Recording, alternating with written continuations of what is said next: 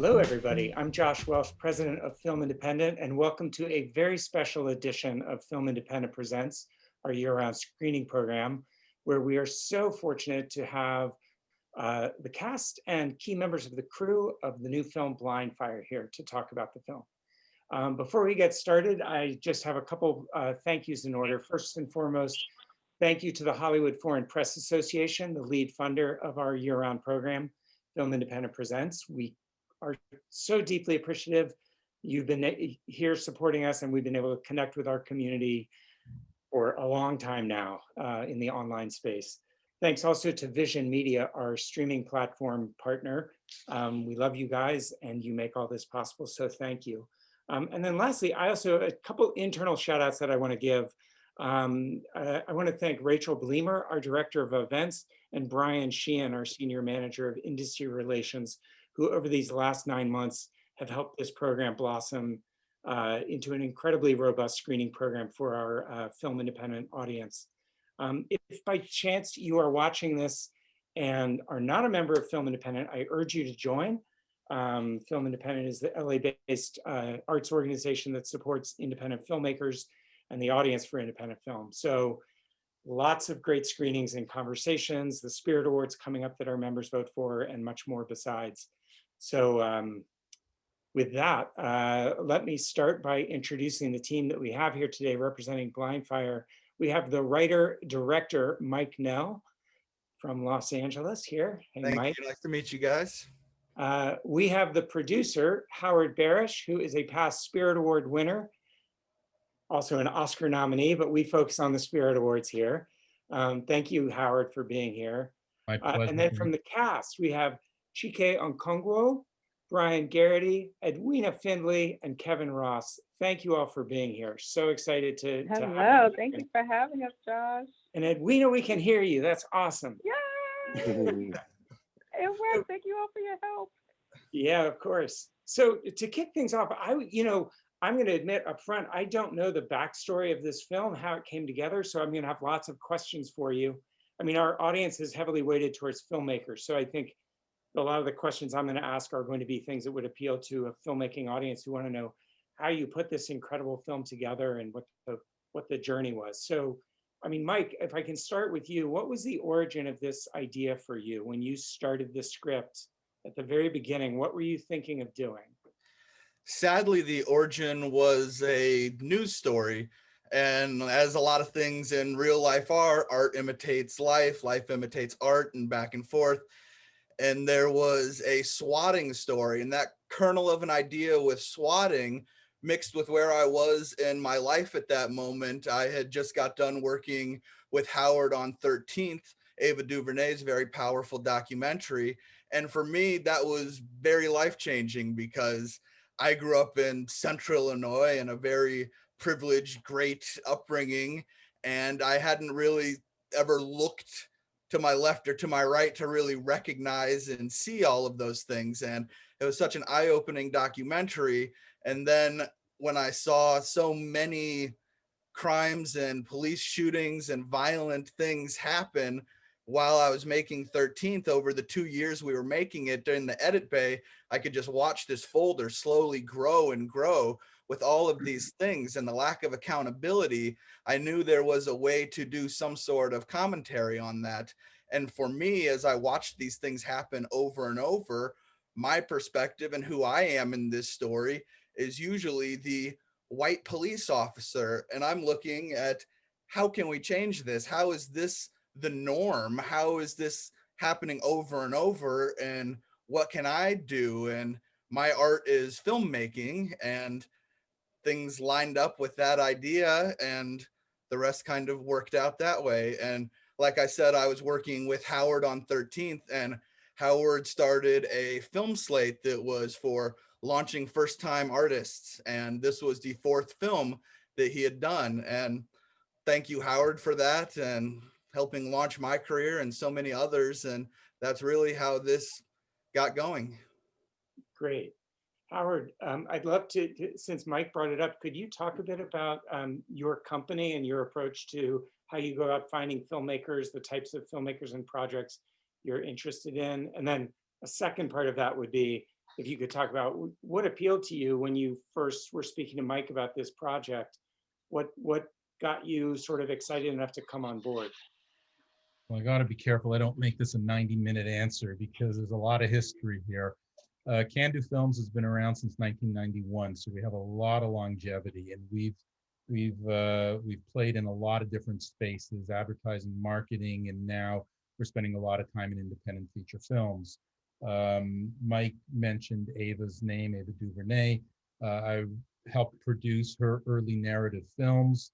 And once I saw the projection that she sort of, has had as a first-time filmmaker, I decided, while I still have the ability to help others, why not? And so we launched a film fund here, predominantly to help first-time directors, emerging artists, and passionate storytellers. And so we are funding, producing, and in some cases distributing these smaller independent films. We like to get involved with films that have a social message, which this one does. We did one called Skin in the Game that dealt with human trafficking. We've got a doc that we're involved with on homeless teenage homeless kids in America. And so we like to get involved with stories that make a difference. And we're an easy group of people to find here. And people email us, they call us, they knock on our door, we look at projects, and if it's something that we can get behind, we will do that. With regards to Blindfire, Mike has been at Can Do Films for 8 years, has been involved in half a dozen movies that we've done here.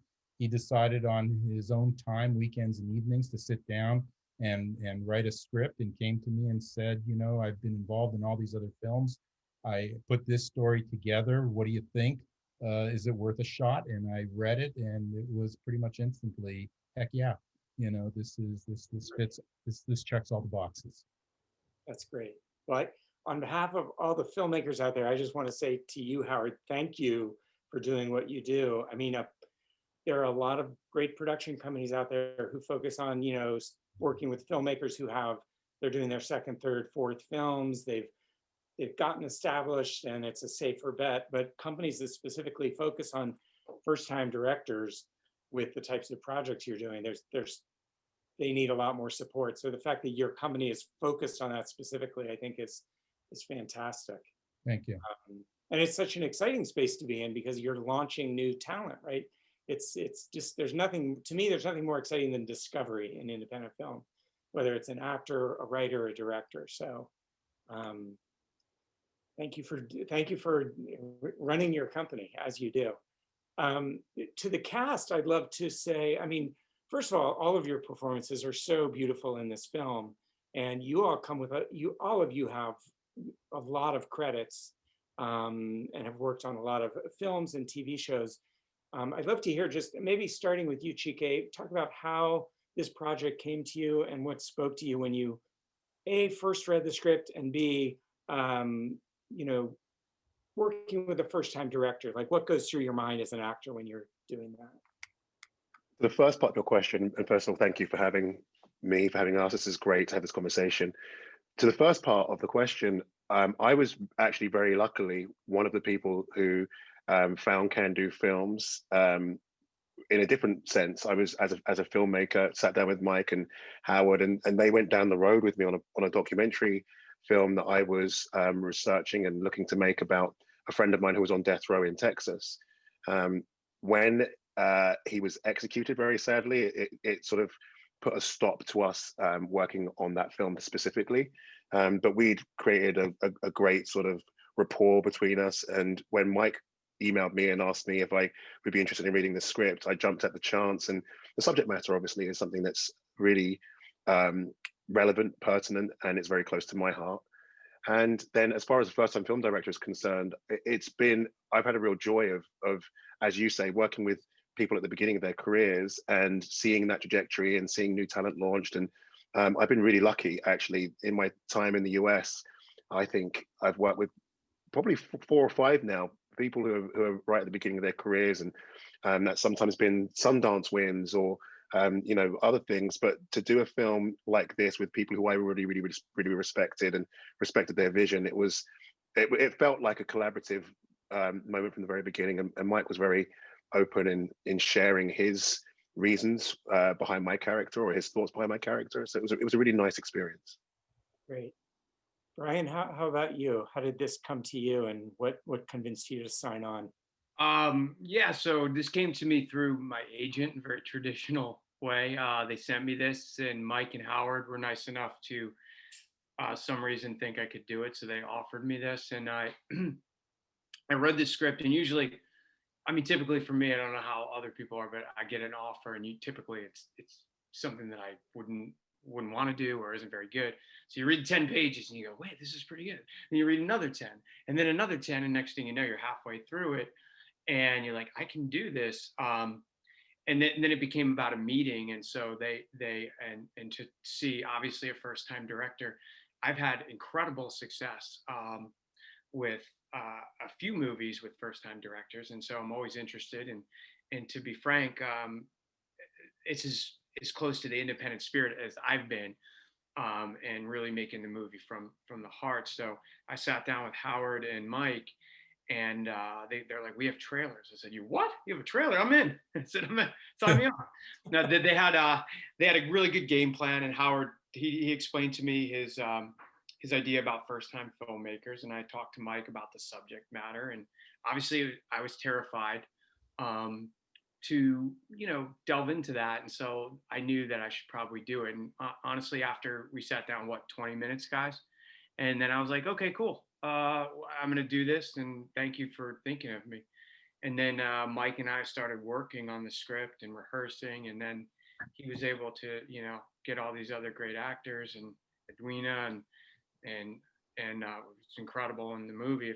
Obviously you've seen it. So it was really fun, and we had a great time. And I'm not lying about the trailer. Definitely in LA, it was nice to have like somewhere to go to and then get ready and then, attack the day, because I was almost in every scene, so you're just working all the time. And I couldn't believe we shot the movie in, I think it was 16 days in Los Angeles.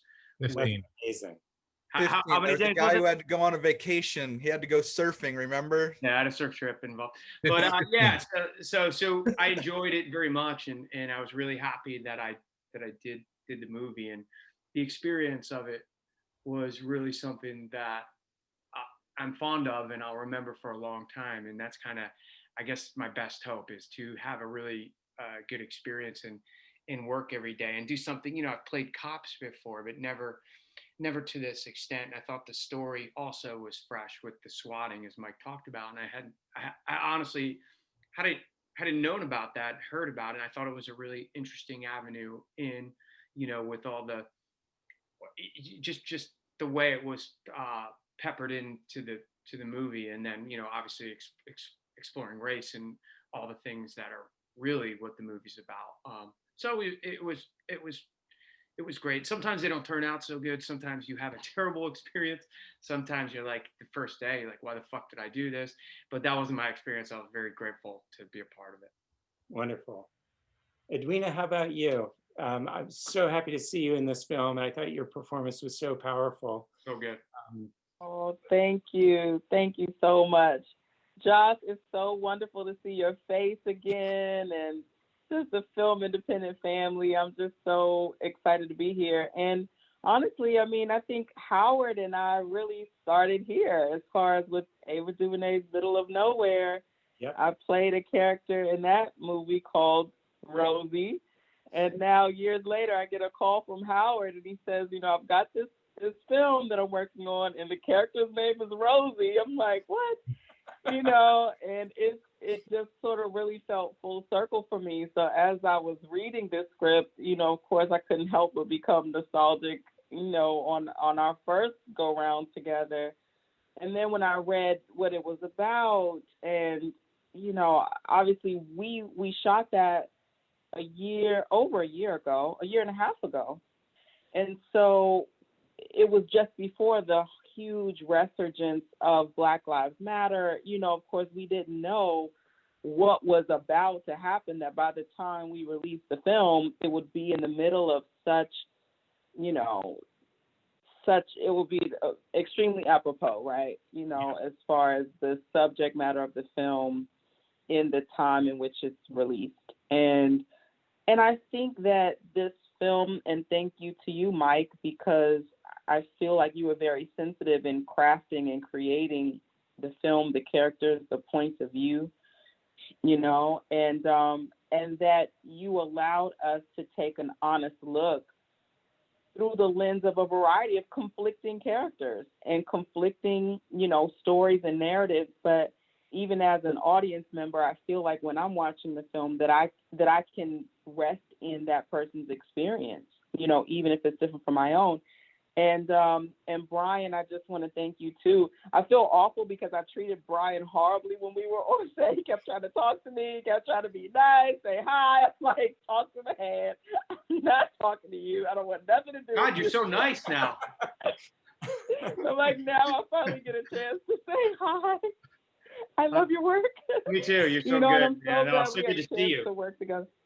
What'd you say? I said you're so good and so good to see you. I can't. The trailer moment alone is. I could watch that on a loop.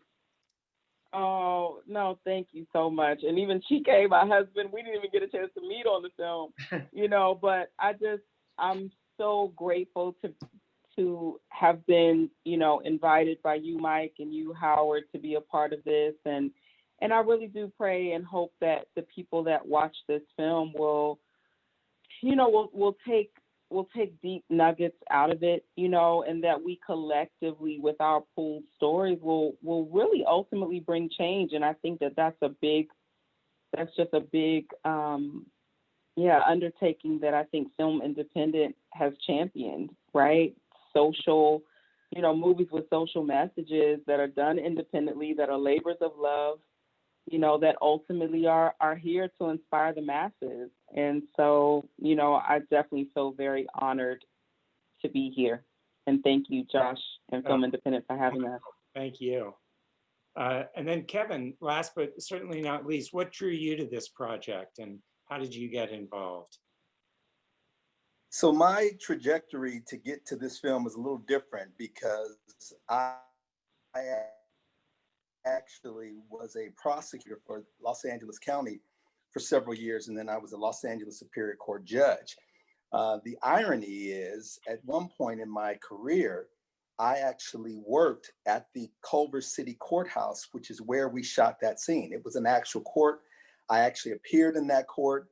And so to be on set, quote unquote, in this courtroom, it was very much a full circle moment for me. This is my second project with Can Do Films. Howard and I know each other personally, and he knows that I have a daytime syndicated court show called America's Court with Judge Ross, and I'm Judge Ross.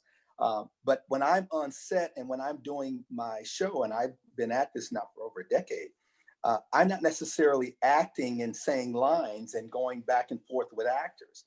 I have people in front of me and I'm just pretty much being myself. But Howard felt as though, you know, he was like, well, you're on television every day, so you must be able to do something in terms of this space. So I said, well, I'm not an actor, but we'll give it a shot. So our first film together was a film called Little Star, which was part of the Can Do slate of films. And interestingly enough, I played, surprise, surprise, the judge in the same courtroom that we shot Blindfire. So it became a situation where he was like, you're my go-to, because I know you may not be an actor per se, but I know you know how to be judicial, and you are comfortable in this courtroom and in this space. So that was my contribution. And I have to admit that watching Brian and Edwina and the other actors was intimidating, because again, I know that it is a craft that people study and they're so good and so believable. Even though I'm playing the judge and I'm supposed to be intimidating, I was intimidated by them because I was like, oh, I got to step my game up. These guys are coming hard. So it was fun. It was exciting because of my background. The content spoke to me. I would say that there was one thing that I told Mike was I would love to have seen more of Chiké and Edwina's story and their interaction, because just in the times that we're in right now, so often you don't get to necessarily see the impact on the victims and the victims' families. And yet, even with what's been going on over the last few days with this insurrection and what's going to happen, are people going to be prosecuted? It just seems like we're in times right now where theater and film and just the art can be a means to address some of the issues and ills that we're facing in society right now. Yeah, agreed. Well, thank you all for that. I want to move to the production of the film. So it's shocking to hear. Brian, did you say it was a 16-day shoot? I mean, that's 15. Yeah, Howard, 14 or 16? I know it was 15. 15. I mean, amazing, because this is not a small film. Like, I didn't know what your shooting schedule was when I was watching it, and the film has scope, and right, it's the city of Los Angeles. You've got cops, you have demonstrations, there's a lot of scope to the film, and it's shocking to me and impressive that you did it in 15 days. That must have been brutal.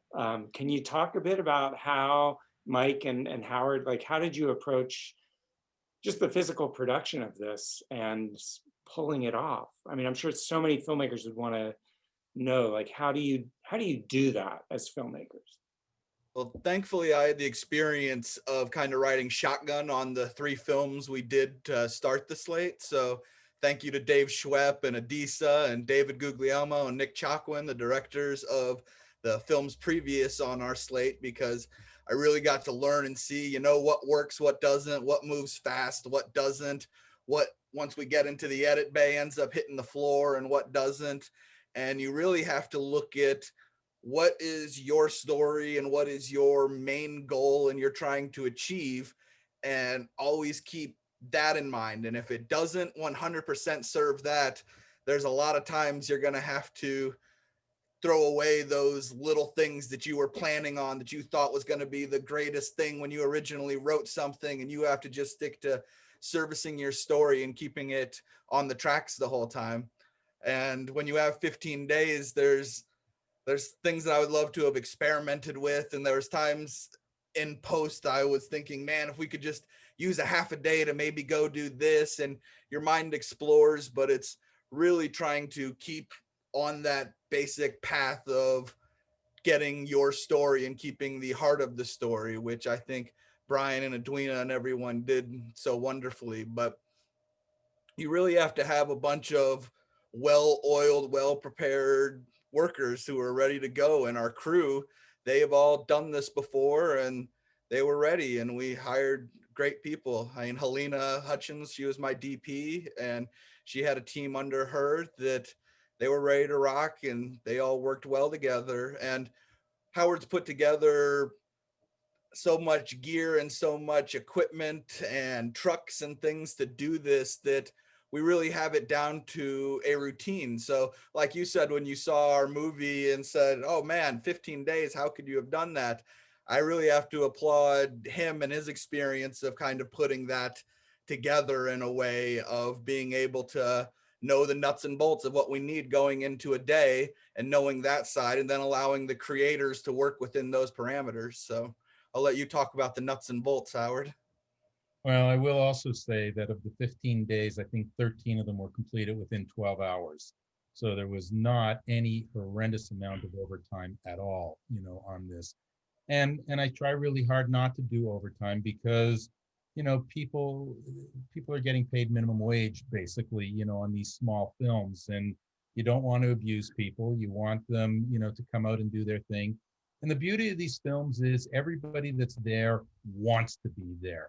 It's a passion project for everybody, from craft service, to the cinematographer and everybody in between. And there was an adage I learned in film school a very, very long time ago that said, if you fail to plan, you plan to fail. And so pre-production for me is very, very, very important. Everything, or as much as we can get nailed, has to be nailed. And then you find locations that can do double duty. So you're not making location moves. So you can leave your unit parked there overnight. So, you can have a walk away. You can come back, and start shooting first thing in the morning. I think we had 3 locations where we parked for 3 or 4 days in a row. You know, and you try in the writing stage to eliminate, you know, locations that are superfluous, or you're only, you know, has a tiny little scene in it. You got to make things work, you know, logistically for the time that you've got allotted, because if you got to make a location move, you know, in Los Angeles, which is where we shoot all of our films, you know, you've just blown 3-4 hours of the day between loading the trucks, driving, parking, unloading, and you know, little tricks like that, which are not really tricks, it's just common sense, you know, go a long, long way. So for the actors, I know that's, you know, well, it's every film or show is different in terms of how much time you have, but I'm assuming on this, there was not a lot of time prior to the shoot for rehearsal or that kind of thing. Maybe I'm wrong, but well, one thing I wanted to put, Mike, a question, well, for you and for Brian. One of the things I love about the film is, Brian, is your relationship with your partner, and the actor, I believe, is it Sharon Leal? Yeah. Correct. I mean, that was I mean, all of the acting in the film I thought was beautiful, but there's a real relationship there that runs through the film that's really critical to the story. Could you talk a bit about working with her and sort of how did you guys approach that, developing that relationship so it showed up so powerfully on screen? I'll take that, Mike. I get, you know, we tried to rehearse as much as we could with all the actors, and we had a couple weeks to prepare. So to answer that question, we were fortunate to have maybe 2 or 3 weeks and work out all the kinks. But like Howard and Mike both said, like, people, they come here to do the work, and this is a kind of the most free and creative way to do the work in film and television is small movies like this. So we kind of all there, you know, and it's a fun thing because there's no ego. You know, the less money, the less ego I find. And so, you know, even in my own, you know, I'm here in a totally different experience, and you start to have ideas of what you need and what can make work better. So again, it was really fun to just shut up, do the work, show up. And part of that was rehearsal. In the instance of Sharon, we didn't get to rehearse.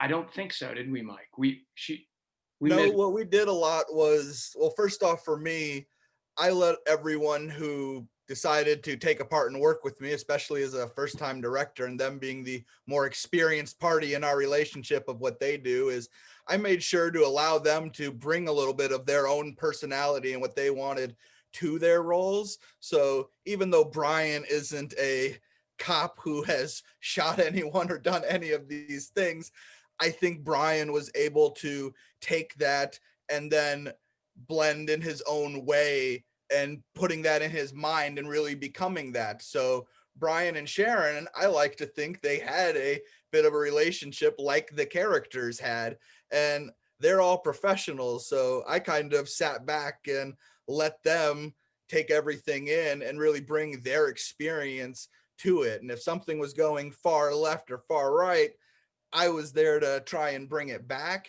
But I was very fortunate as a first-time director to get to work with such pros that David Guglielmo, my casting director, put together, and Howard's reputation brought some of these people to the party as well. And so it was more letting them steer the ship in that. Yeah, the other thing with that is I really believe that it's like the writing is there. We're partners. Mike did a great job at writing that. And then the other thing is we liked each other. And I feel like that's a big thing with chemistry, just having affinity for your fellow actors and really just trusting each other. And so we just rolled right into it and had fun. And, you know, we were joking around. We kind of worked in a similar way, which was really fun. And it added some looseness to those scenes and some familiarity to it, which was in the movie, you know, and you don't always get that. It's a bit of the roll of the dice. And then, you know, you're going, this feels a little stiff and stilted. And in this case, we didn't feel that way. It's kind of one of those lucky things, I think, you know? Yeah, I mean, I steered the dialogue the way I wanted it to be going in the script, but once it hit the stage, it was a whole different thing. I definitely didn't write as many F words, Mom, as ended up being in the actual film. That was Brian and Sharon. And it was probably authentic cop talk. So that was Yeah. Brian and Sharon. But I tried to let everyone really bring some of their experience and heart to it, because who am I as a white director, writer, going to explain this to Edwina or explain this to Chiké? No, I'm going to pump the brakes and let them bring their experience to me. And I talked to Chiké very early in this project just to help give me perspective and help look out for me as a friend and find these blind spots that I could easily have, because that wasn't a headline that I wanted some cheesy writer to write. Blindfire, glaring blind spot. It was just too easy. So I had to really let people bring their experience and believe in what they were doing, because their reputation and everything is on the line in a movie like this. And when you're speaking up for something like this, I want everyone to be comfortable with what they're doing and really believe in the final product and the goal of everything. Absolutely. Josh, if I could add, I think to Mike's credit, he came to the project without an ego, because even in terms of me saying, okay, this is the language that a court and a judge would use, but I need to sort of shift it and work it around a little bit. And he was like, oh, absolutely. I know you were a judge. So he trusted that. And I commend him, because it sounds like that probably was the case for the other performers as well. Yeah, I definitely experienced that. And thank you, Mike, for creating that type of atmosphere. And even I know for my character, I was 9 months pregnant by the time they gave me the script, and they didn't know I was pregnant when they offered me the role. And so I actually was really afraid, because it was so emotional. There were so many things happening that I was talking to my gynecologist, like, is this even safe for me to do? Should I do this role? You know, I knew where I was going to have to go emotionally. I'm like, is the baby going to be okay? And once I got through all of that, then, you know, my agent went back to them and said, well, just so you know, she's 9 months pregnant and she's pretty much due around the time you're wrapping. Are you okay with that? And I appreciated, you know, just as a performer, I appreciated that they said, that's even better. She's pregnant, even better, which honestly, I think added a layer for all of us, you know, as far as the stakes being that high, you know, and losing your husband and all the things that are happening, all the emotions, you know. And so I appreciated also that they didn't say, oh, she's pregnant, you know, she's not a size 2 anymore, off with her, right? It's like, you know, you all created an environment of, you know, that I think is ideal for independent film, where we really bring the truth, right? We bring the truth in all of its various forms together. That's great. That's great to hear. And to be able to do that, even on a film where it's like such a tight shooting schedule, like these things are possible. I mean, it's really inspiring to hear how you made it. Going back to you, Brian, to your relationship with your partner, to me, that was so central to the movie. I mean, both of you are fantastic, but also, and of course, cops do have that's how they work. They have partners, but the fact that she's Black and you're white is a central element of the film, where like you're having different experiences of this event. Absolutely. And so is the audience. And right, as you come to that and understanding the way this is going to play out for different people in the story, I thought that was just really powerful. But that brings me, you know, I want to go back to something. I mean, Edwina, this is something you mentioned earlier when you were talking, but this film was made and is now being released in the midst of an incredible reckoning around race in the United States and hopefully the world, but in the US, I mean, you know, police violence against unarmed Black people and unarmed Black men is just, it's an epidemic. It's been going on for years, and now there's a focus on it. And I'm just curious, like, as you headed into this project, anything you can talk about, sort of, obviously you were aware of this when you were making the film, this is what you were setting out to make, but did, like, what, Mike, you already alluded to this a little bit, but like, how did you approach that, just in terms of wanting to tell the right story, tell it from getting the right perspectives in the story, not being, you know, being blindsided or blind to your own privilege or things like that. But how did you approach, I guess this is really a story about the script, but also as you're going through it, working with the team, how do you ensure you're making the film that you want to make, and that, you know, you're aware of all the issues you're walking through? Well, when I made the film, the world was a completely different place, honestly. I made the film because I wanted to start a conversation about this. And unfortunately, there was an 8-minute film that was shot on a cell phone that really beat me to the punch. And by the time our film came out to market, we're late to a conversation that I wanted to make a film for other guys like me. The other guys like me who didn't always look at situations and see that there was responsibility and accountability that needed to be taken.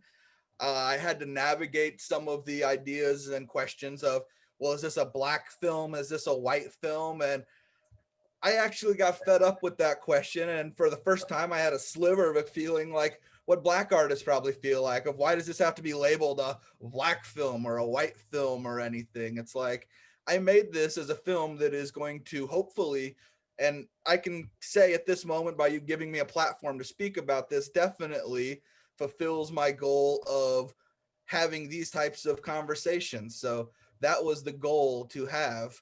And to get to this point is really where I wanted to get with it. Great. Yeah. So a related question, and this is maybe unanswerable, but to all of you, like, none of us saw COVID coming, and here we are 9 months later, you know, still dealing with it. And I'm sure it's challenging for you all as filmmakers to have this film ready to come out in the world, and then the world is just upside down. How have you been navigating that? I feel like I've talked to so many filmmakers, and there's like, the negative is you can't be in movie theaters, you can't connect with your audience directly. The positive is your films are reaching huge audiences where previously it might have been smaller, more focused. And I'm just curious, like, with where you all are in the process, how's that going? How are you navigating COVID? Maybe Howard, I'll tee that up to you. Well, it's been tough. You know, we sat on this picture for months and months, hoping the pandemic was going to end, that we could have a conventional release, you know, and that didn't happen. And, you know, we showed this picture to a number of major distributors who, I'm really, you know, sad to say, were afraid to embrace, you know, the picture and the subject matter that we embarked on.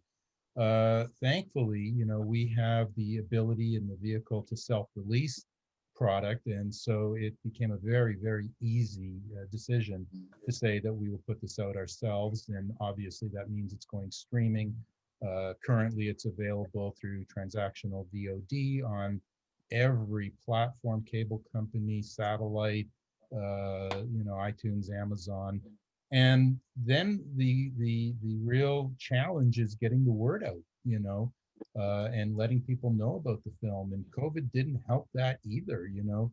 Reviewers and writers, you know, all these publications are working, you know, shorthanded at home. They don't have the capacity to, you know, to do what has been done. So, you know, we did a lot of grassroots stuff. We tried to do, you know, social outreach, social impact campaigns. We had some of these calls with universities and criminal justice students, and, you know, really tried to find unconventional, you know, paths to get the word out, along with a lot of, you know, advertising on Facebook and Amazon and the like, and then word of mouth. And, you know, what I always say to people is, sample the movie. You know, indie films have a very, very hard time, you know, gaining traction. So, you know, I've never been the type to do a GoFundMe project and ask people for money to make the movie. I've used my own money. I found money. We make the movie. All I've ever asked people to do is sample indie films. And if you like it, share it with others, because if you don't do that, these films are going to disappear. And this, you know, niche world of indie films is going to have a very tough time surviving. So I thank you for the support, and everybody else that's on this call. And if you like the film, you know, tell your friends. Yeah, absolutely. Yeah. So I have one question. I have a question. This is coming from the audience. This is a challenging question for you, Mike. Somebody writes in, she loves the film, thought it was great and thought-provoking, but she had problems with the ending. And saying, she said, no way that a white cop in this situation would plead guilty. So I'm sure this is a big issue. So maybe this is a question for you and Brian. Can you talk about the ending? and that move, and sort of in terms of story, how that works for you, and Brian, for you as an actor, how you took that on. Would just talk through that. Yeah, we've all seen the sad story and reality of the way these go. And I wanted to make a story where we could see, oh, that's what's supposed to happen. That's the example. Someone's supposed to recognize that. And if a whole room of people can see that that's what's supposed to happen, and we start seeing a reflection of that more in the media and the way we watch things. I know a lot of the police procedurals now are having advisors come aboard to try and do more social training to get things to be a better reflection of how things should be and talk about topics differently. And so if we can see more of an outcome that we want and all agree that this is one that is a better alternative with more compassion and actually a road to possible redemption and things like that, then as an example, someone can say, hey, this guy should do that. And maybe by Brian's character being an art, maybe our real world can mimic that. So I thought instead of showing us the sad story that we all know that is reality, to have an ending that, I mean, it's very sad, but to have a slight sliver of that's the way it should be, to then show other people and start just reaffirming over and over and over and conditioning. And I think we're going to see a lot of things that do try and push this idea of what's right. And we might see so much of it to where some people get tired of it and say, oh, we're making this look bad and we're against police or something. But what we're doing is conditioning something. We're conditioning the idea that this shouldn't be happening. And if we have to say it 20 times to condition it, then we had to say it 20 times. Yeah. Brian, do you have anything to add? Sort of. Yeah, to echo, yes, I do. To echo what Mike said, just really the idea is to take accountability. I know we cut and added some lines in there. Again, Mike was really collaborative with that to try to make it as realistic as we could. And you know, it really was about trying to not be like, the intention absolutely was not for people to feel sorry for this character, but to ask the question. I know what I would do. You know, I don't know how you live with something that is how you could live with something like that. And so, yeah, that was really the question. You know, I did this thing a while back where I played Officer Darren Wilson in this New York Times piece called Verbatim, and that was a totally, absolutely different story. But again, I'm interested in how do I justify this within the character? And again, that's the similar experiences. How can I justify this? I absolutely want to do the right thing. And I think by thinking that, and that was the only way we could play it, is this guy's trying to do the right thing. And we weren't looking for results from an audience and any perspective. I think we were leaving it open for people to interpret. And that's really it. Can I just add one more point? Oh, go ahead, Chiké. Thank you, Kevin. I just wanted to add as well that to echo some of those thoughts. And one of the things that came out of the reckoning that you mentioned earlier, Josh, in the middle of last year, was that I feel as though I had a lot of friends, a lot of people in my orbit speak to me about how I was feeling about what we were witnessing in the US. And quite often what I would say is this is a conversation to be had in white-only spaces. And even though we don't see the repercussions of the people, we don't know the story of what happens to these cops after they kill people. I do have to believe in the sort of human decency of people. A cop who kills an unarmed Black person and doesn't see any repercussions in the court, I have to believe that there are repercussions elsewhere outside of that. And that's why I think I appreciated Mike's take on this.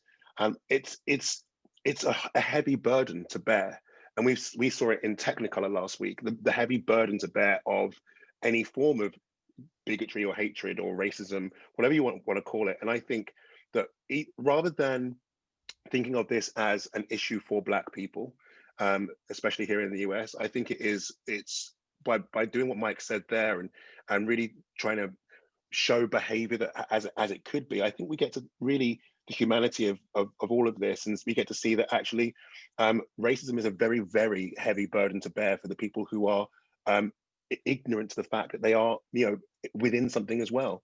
And I think to have that conversation in white-only spaces has been something that has really been able to shift the needle on I think, how this moves forward. It's great. And I would just add that so much of that question centers around the fact that the officer actually chose to plead guilty. When we step back, the bigger issue is oftentimes officers aren't even charged. And so when we have we have this film that actually shows the criminal justice system actually charging the officer, because even here in Los Angeles, we've had a situation where a Black female who was the prosecutor for the largest prosecutorial agency in the country, she just lost an election because a Latino male from San Francisco, who was the district attorney, said, I will do more in terms of prosecuting officers who commit these crimes. And the LA County residents said, okay, let's give that a try. So I think that's a whole other aspect of this, is that oftentimes when cases go through the court system, there's usually some sort of plea agreement. When it comes to law enforcement, however, the issues are they're not getting charged. So hopefully we can, go beyond just what happened in this officer's particular case and look more at why aren't these officers being charged on a much higher degree. It would be interesting to see even the individuals who were involved in the insurrection in Washington, D.C. How many of those folks are going to be charged? How many of those folks who stormed the U.S. Capitol were in law enforcement? Are they going to lose their ability to continue to be law enforcement agencies? So I think this film just really speaks to aspects of society that we haven't been dealing with the way we should. Beautifully said. Well, I want to thank you all for being here, for having this conversation. And I want to close with one last question. Howard, you sort of touched on this already, I think, but Jonathan, one of our viewers, asked, how is the film being used as outreach? I thought the film was powerful. It really made me think. Can you talk a bit about how you're trying to do outreach around the film and what audiences you're trying to connect with? Well, we're trying to connect with all kinds of audiences. We've had conversations, unfortunately, between the election and everything else and COVID, a lot of organizations, have just don't have the capacity. But, we've been talking with Color of Change. We've been talking with the Lovely Foundation, that are predominantly Black organizations. We've been talking with organization, which is, oh God, what is it? It's a white organization for police reform, schools. The film will eventually be up on Canopy, so it'll be accessible to all universities and libraries all over the place. And as we continue to slowly, these films have a slow burn, and they've got a long lifespan to them. Yeah. And so, hopefully we will be able to reach out to more organizations, and organizations can reach out to us. And as you can see, we have a very cooperative, cast and crew, and happy to do these types of conversations, when and where they present themselves. Yeah, we had the opportunity to speak with a criminal justice class, which was a very interesting conversation Kevin and Howard and I got to have. And then between being in quarantine and going through this summer that's been the way it has been, I've started an organization in my hometown just to have these open discussions with people about some of the racial issues that we have. And it's called the Equality Pact. And I've been encouraging other people to try and start these types of little groups in their hometowns. And we've started a group to see what we could do on a local level. And we started a reading club that profiles books and stories told by Black authors, and just stories of color that haven't really gotten put out there in reading curriculums. And then we have other different things going on to cater to getting more Black teachers in neighborhoods in my hometown, and lots of different things. And this is all stuff that we've started just through a group that's been meeting on a bi-weekly basis for about the last 8 months. So wow.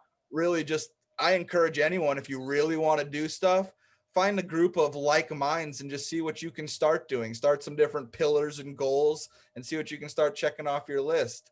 I was able to bring some like minds together and make a film like this, and now we're off and running with all sorts of things.